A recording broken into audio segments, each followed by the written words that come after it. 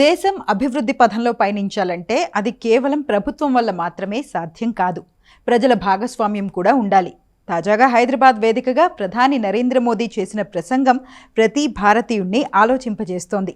దేశం కోసం, భవిష్యత్తు కోసం మనందరి బాధ్యత అంటూ ఆయన ఓ 10 కీలక సూత్రాలను ప్రజల ముందు ఉంచారు. ఒకప్పుడు ఇంధన సంక్షోభం తలెత్తినప్పుడు ప్రధాని ఇందిరాగాంధీ గుర్రపు బండెక్కి పొదుపును చాటితే, నేడు మోదీ ఆర్థిక స్వావలంబన కోసం అదే బాట పట్టారు. అసలు ప్రధాని ఈ మాటలు ఎందుకు చెప్పారు? ఆ 10 సూత్రాల వెనక ఉన్న మాస్టర్ ప్లాన్ ఏంటి? ప్రస్తుతం ప్రపంచం క్లిష్ట పరిస్థితిలో ఉంది.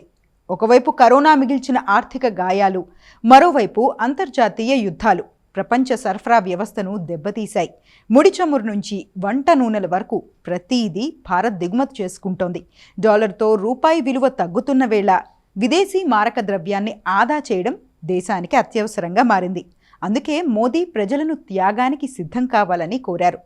ఈ సందర్భంగా ప్రధాని మోదీ సూచించిన అంశాలు కేవలం వ్యక్తిగత పొదుపు కోసం మాత్రమే కాదు, అవి దేశ ఆర్థిక మూలాలను కూడా కాపాడతాయంటున్నారు నిపుణులు. భారతీయులు ఏడాది పాటు బంగారం కొనకపోతే విదేశాలకు వెళ్లే వేల కోట్ల డాలర్లు దేశంలోనే ఉండిపోతాయి.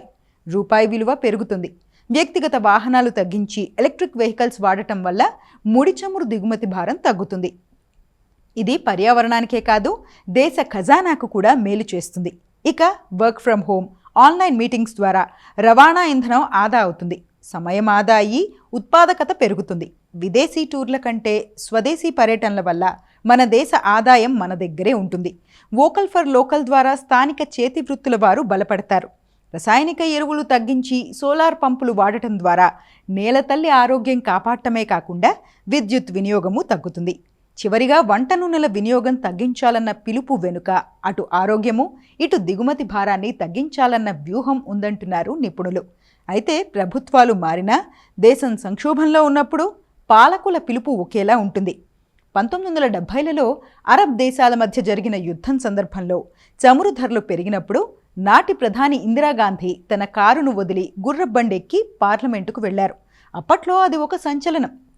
అలాగే ప్రజలు కూడా తమ ఇంధన అవసరాలను తగ్గించుకోవాలని ప్రస్తుతం మోడీ కోరినట్టే ఇందిరాగాంధీ కూడా కోరారు. మోదీ చెప్పిన ఈ 10 సూత్రాలు పాటించడం ఒక సామాన్యుడికి కష్టంగా అనిపించవచ్చు. కానీ 1 సంవత్సరం పాటు బంగారం కొనకపోవడం లేదా విదేశీ పర్యటన మానుకోవడం వల్ల దేశం ఎంతటి శక్తివంతంగా మారుతుందో గణాంకాలు చెబుతున్నాయి. ఆడంబరాలు తగ్గించుకోవాలి, ఆర్థికంగా స్థిరపడాలి అన్న ఆయన మాటలు మధ్యతరగతి కుటుంబాలకు మంచిదే. పాలకుల పిలుపునకు ప్రజల సహకారం తోడైతేనే వికసిత్ భారత్ కల సాకారం అవుతుందని ప్రభుత్వ వర్గాలు అంటుంటే, ప్రజలకు ఏం కొనాలి, ఏం కొనకూడదు అనేది మీరెలా చెబుతారని ప్రతిపక్షాలు మాత్రం కేంద్ర ప్రభుత్వంతో పాటు ప్రధాని మోదీ మీద కూడా తీవ్ర విమర్శలు చేస్తున్నాయి. ప్రజల నుంచి దీనిపై ఎలాంటి రెస్పాన్స్ వస్తుందో చూడాలి.